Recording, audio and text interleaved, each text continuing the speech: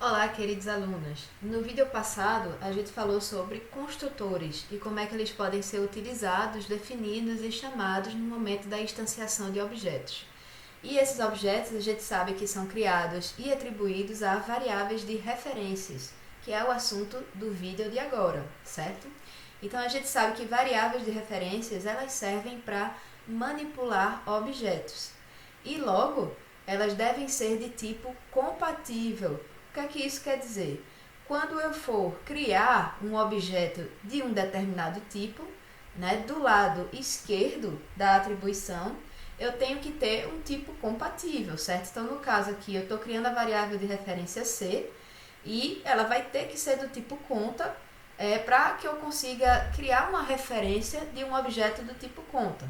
Né? Então, não necessariamente ela vai precisar ser conta aqui, a gente vai ver como isso é possível, né, através da herança, mas por hora, toda vez que a gente for criar uma variável de referência, esse tipo aqui da esquerda vai ter que ser igual ao tipo da direita, certo? Então a gente não consegue, por exemplo, criar uma caneta C recebe new conta. Isso aí vai dar erro, né?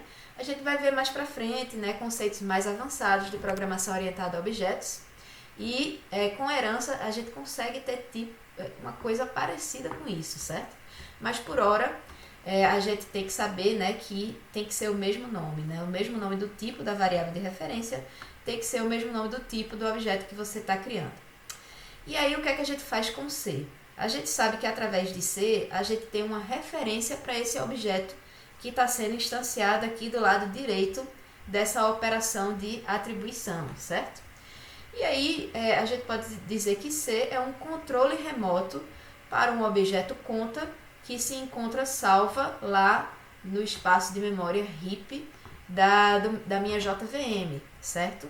C, na prática, é utilizada para acessar o objeto e fazer algo. O quê? Ué, você pode modificar os atributos desse objeto e você pode chamar os métodos dele, né?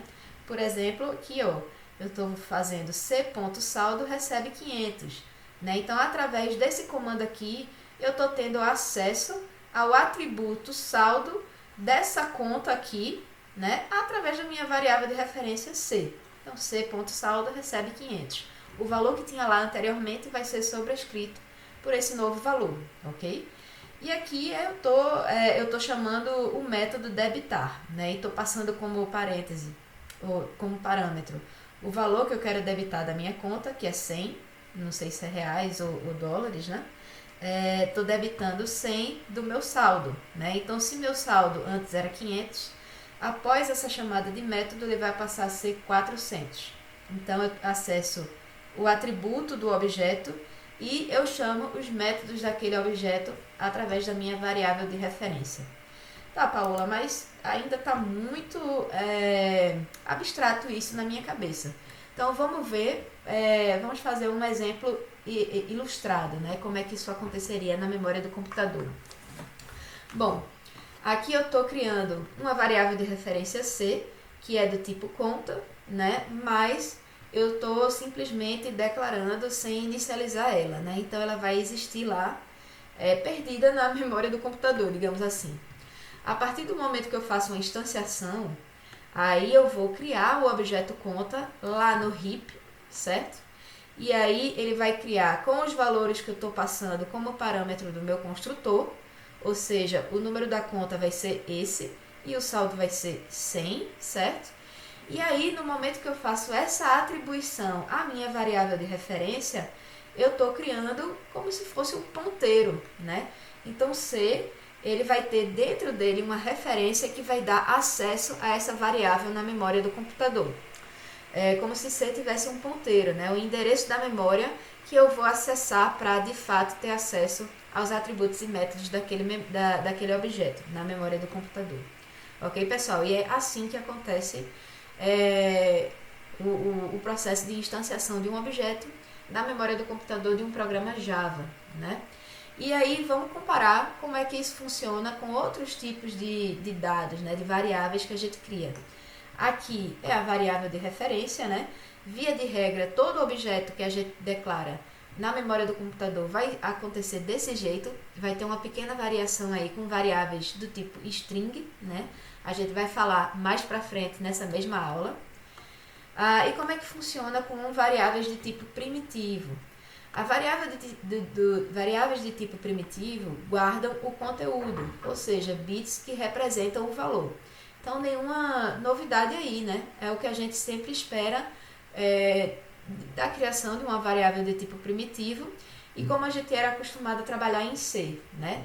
Então, quando eu crio essa variável x aqui, que é do tipo inteiro, a gente sabe que int é um tipo primitivo, né? Fica a dica de que os tipos primitivos em Java sempre começam com letra minúscula, o nome do tipo, né? E os tipos de objetos, né, os tipos referenciados, o nome do tipo sempre começa com a letra maiúscula. Então, string, a gente viu, né, que é com S maiúsculo.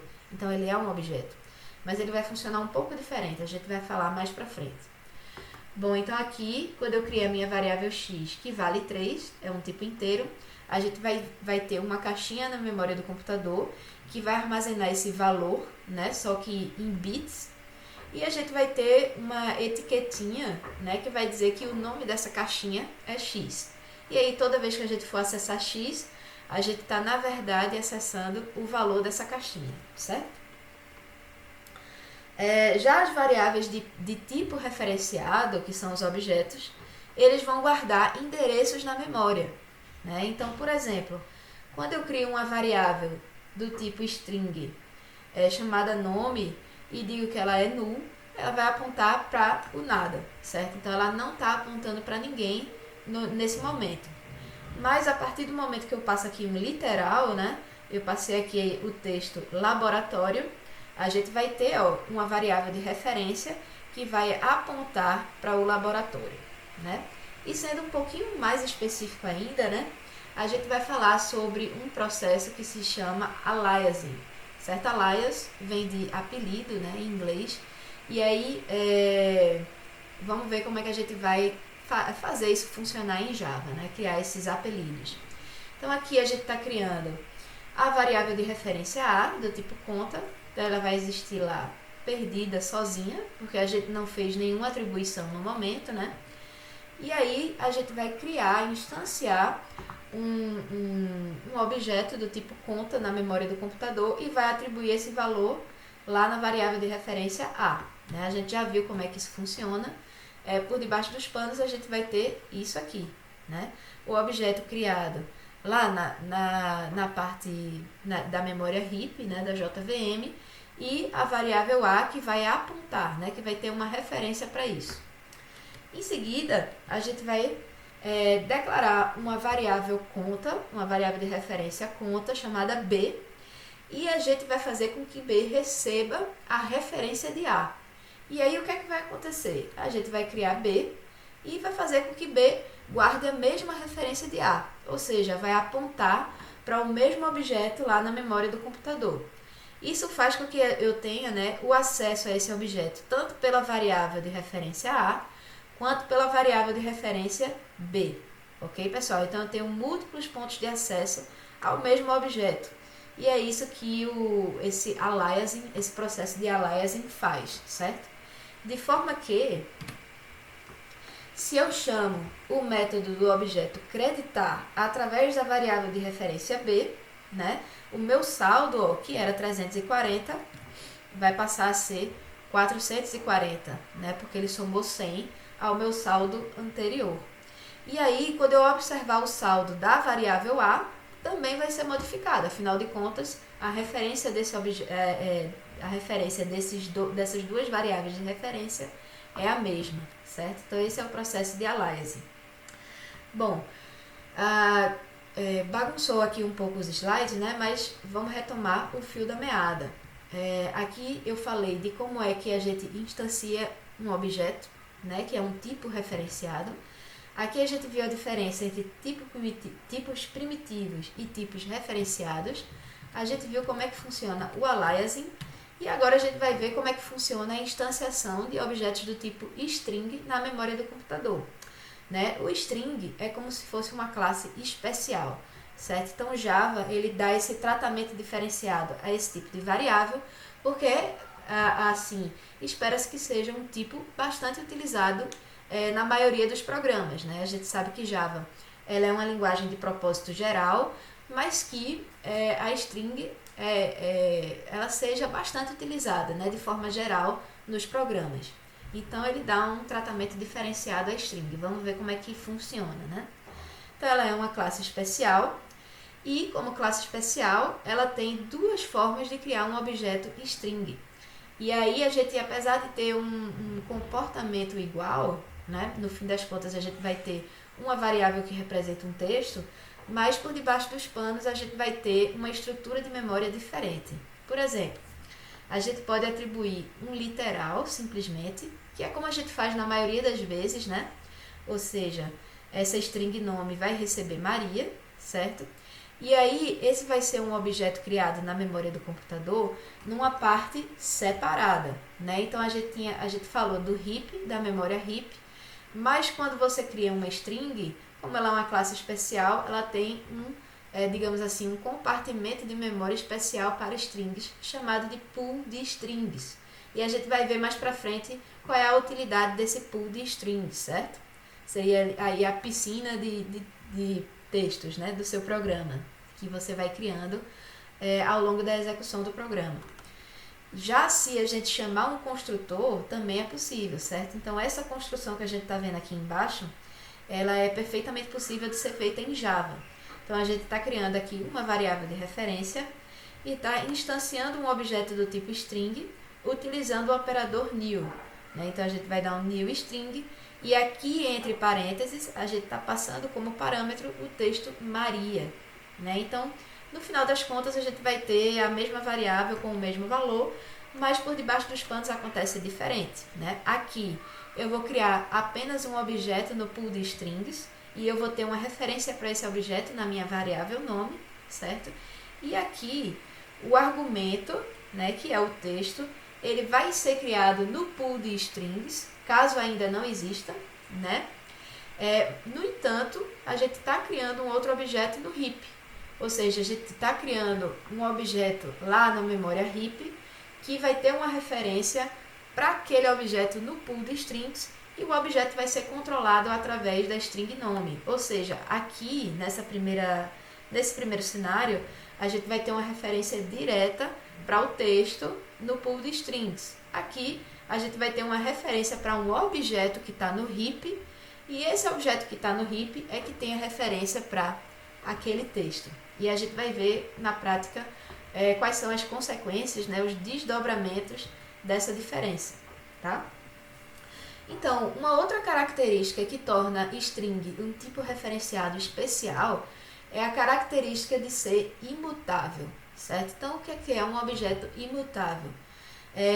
Alguns de vocês já devem ter pago a cadeira de laboratório de programação, né? Onde a gente aprende a linguagem Python.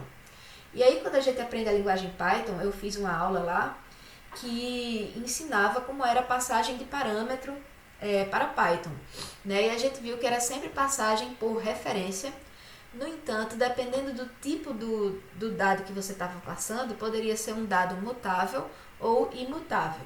Né? E isso aí ia ter uma série de desdobramentos. Aqui vai ser a mesma coisa, certo? Então, as strings, elas são objetos imutáveis. O que é que isso quer dizer? Toda vez que eu modifico o valor de uma string, na verdade eu não estou modificando aquele objeto string. Eu estou criando um novo objeto, certo? Porque eu não consigo mudar o valor de um objeto string. Eu tenho que criar um novo objeto com aquele valor e modificar a referência daquela variável, certo? Então, na prática, ocorre o seguinte, né? Eu estou criando aqui a string S1 com o valor ABC. Então, na memória do computador, eu vou ter a minha variável de referência S1, que vai guardar o endereço de memória lá do meu pool de strings, que tem essa string ABC, né? E através da minha variável de referência, eu consigo ter acesso a esse objeto, né, que está no pool de strings. E aqui eu estou fazendo o processo de aliasing, né, que a gente acabou de ver. Estou criando uma string S2, que vai receber a mesma referência de S1. Ou seja, eu vou ter S1 e S2, as duas apontando para o mesmo objeto. que é o objeto ABC, ok? E aqui em seguida, eu estou modificando o valor da minha variável S1, né? À primeira vista, você pode estar pensando que está fazendo isso que eu falei, né? Modificar o valor da variável S1. No entanto, como uma string ela é imutável e não é possível modificar o valor de uma string, na verdade o que eu estou fazendo é uma concatenação de strings aqui, né? O valor da string S1, que era ABC, mais DEF, então vai ficar um resultado final, que é uma string ABCDEF, né? E aí eu estou criando esse novo objeto lá no meu pool de strings e eu estou removendo, ó, a referência de S1, essa setinha tracejada, ela deixa de existir, né? E S1 agora vai apontar para esse novo objeto. E S2 continua tendo a referência antiga, né? Porque a gente não mudou a referência de S2. Então, isso aqui quer dizer um objeto imutável, né, na memória do computador. Você não consegue modificar o valor dele. E se você modificar o valor dele, na verdade, por debaixo dos panos, o que você está fazendo é criando um novo objeto e atualizando a referência, ok? E qual é a vantagem de ser imutável? Bom, a JVM, os designers, né, que pensaram, né, na linguagem Java, eles pensaram nessa estratégia de imutabilidade das strings, pensando em melhorar a performance do programa, né, no seu uso de memória. Então, a ideia é a gente economizar memória. Ou seja, sempre que uma nova string vai ser criada, a JVM verifica se ela já existe. Ou seja, estou criando a string Maria e lá no meio do programa estou criando uma nova string João. Antes de criar João na memória, ele vai dar uma olhada no pool de strings para ver se já existe João. Como não é o caso, ele vai criar. Mas se ele tentar criar Maria novamente, né? Aí ele vai olhar lá no pool de strings, vai ter João e vai ter Maria. Ele vai dizer, opa, então Maria já existe, eu não preciso criar um novo objeto. Vou simplesmente criar uma referência para esse objeto que já existe, né? Então, se existir, apenas é criada uma nova referência através do processo de aliasing, certo, pessoal? Então, a gente falou de tipos referenciados, em geral, né, que são criados através do operador new, e a gente consegue fazer aliasing desses objetos. A gente falou de tipos primitivos, né, que não são essas variáveis de tipos primitivos, elas não armazenam referências, elas armazenam de fato o valor daquela variável, né? E o tipo string, que é um tipo especial. Ele é um tipo referenciado, mas ele vai ter essas diferenças em relação a outros objetos em Java, certo? E agora a gente vai falar sobre igualdade entre referências. Vamos pensar um pouquinho aqui, né? O que é que vai acontecer nesse código? Aqui eu tenho a conta x, né, a variável de referência x, e a nova conta que é criada, de fato, né, na memória do computador, com o número 111 e o saldo 30. Em seguida, eu crio uma nova variável de referência que vai receber a referência que está guardada em x. Né? Na memória do computador, isso vai ser implementado por meio de aliasing. Né? Então, x e y vão conter a mesma referência. E aí, se eu fizer um if x igual a x, qual vocês acham que vai ser o resultado? O que acontece por debaixo dos panos é que a gente vai comparar, quando a gente compara dois tipos referenciados, a gente está meramente comparando referências, certo? Então, como a referência é a mesma, né, ou seja, eles apontam para o mesmo objeto, o resultado vai ser true, certo? No entanto, olha só que curioso. Aqui eu estou criando a conta x, que vai ser uma nova conta na memória do computador com o valor 111 e o saldo 30. Em seguida, eu vou criar a variável de referência y, instanciando um novo objeto conta de número 111 e valor de saldo 30. Parece muito com o programa de cima, mas na verdade, por debaixo dos panos, o que está acontecendo é isso aqui. X vai ter uma referência para esse objeto, né, na memória do computador, e y vai ter referência para um outro objeto, certo? Então, apesar desses dois objetos terem o mesmo número de conta e o mesmo saldo, eles são objetos diferentes na memória do computador. de forma que, quando eu chamo um if x é igual a y, como as referências são diferentes, né, ele vai retornar falso, apesar de eu ter os mesmos valores internamente, né, ou seja, o estado daqueles objetos serem o mesmo. E aí, como é que a gente faz para comparar objetos, tipos referenciados, né, se não vai ser sempre que a gente vai ter a mesma referência, né? Eu quero, no caso, comparar se o número da conta é igual ao número de outra conta. E caso isso seja satisfeito, eu posso considerar que estou tratando da mesma conta, né? Como é que eu vou fazer isso? Isso vai ser feito através do método equals, certo? Mais para frente a gente vai aprender a definir método equals para os objetos que a gente define. Mas por hora, para a aula de hoje, né, a gente só vai chamar esse método para objetos do tipo string, né? Então a gente está chamando um objeto que já está definido, então a gente já pode chamar esse método dele sem se preocupar muito, certo? Ele já está pronto, a gente só vai chamar. E aí, qual é o resultado desse código aqui? Olha só, eu estou criando, deixa eu ver se tem um desenho, não, tem só o resultado aqui, né? Vocês já pegaram aí, já pescaram o resultado, eu vou deixar ele aqui. Tem o último, pronto. Mas vamos aí, linha por linha. Aqui eu estou criando o S1, que é o literal, né? Então eu vou apontar diretamente para essa referência aqui dessa string. S2 vai criar uma nova string, no entanto, ele vê que no pool de string já tem essa string criada, então ele simplesmente vai criar uma nova referência. Ou seja, aqui eu vou ter um aliasing, né? Eu vou ter S1 e S2, ambas com a mesma referência para a string casa. E S3 eu estou criando um objeto, né? Estou criando um objeto do tipo string, então esse objeto vai ficar lá no heap e o heap vai ter uma referência para a string casa. Essa sim, né? Ele vai procurar no pool de strings e já vai ter essa string criada, vai adicionar uma nova referência para esse objeto. No entanto, S3 vai ter uma referência para o objeto na memória heap, né? E aí o que é que vai acontecer com esses booleanos aqui? O booleano B1, ele vai armazenar o resultado dessa expressão lógica, S1 igual a S2. Isso aqui vai ser verdadeiro, né? Ele vai comparar as referências a gente sabe que são as mesmas, por conta do aliasing, e aí vai dar true, né? E aí se a gente chamar o S1.equals passando o S2, aí o equals, ele vai comparar o conteúdo das strings, certo? Então aí sim, eu estou comparando o conteúdo e não meramente a referência daquele objeto, né? Como o conteúdo é o mesmo, ele também vai valer true.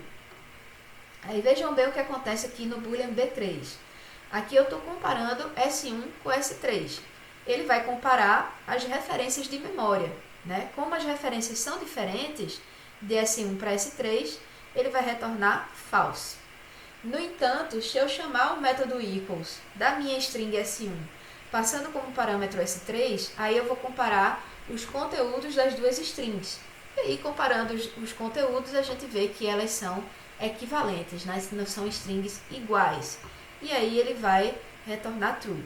Então, pessoal, via de regra, é uma boa prática sempre comparar strings utilizando equals, certo? Porque pode ser que a gente esteja puxando essa variável de um código que a gente não conheça, e pode ser que a inicialização dessa variável seja através de um objeto, e não através da passagem do literal diretamente, né? E aí o nosso código vai falhar. Então, para garantir que o nosso código vai funcionar, quando a gente for comparar strings, a gente sempre deve utilizar o método equals, ok, pessoal? Então, é mais seguro comparar string com equals.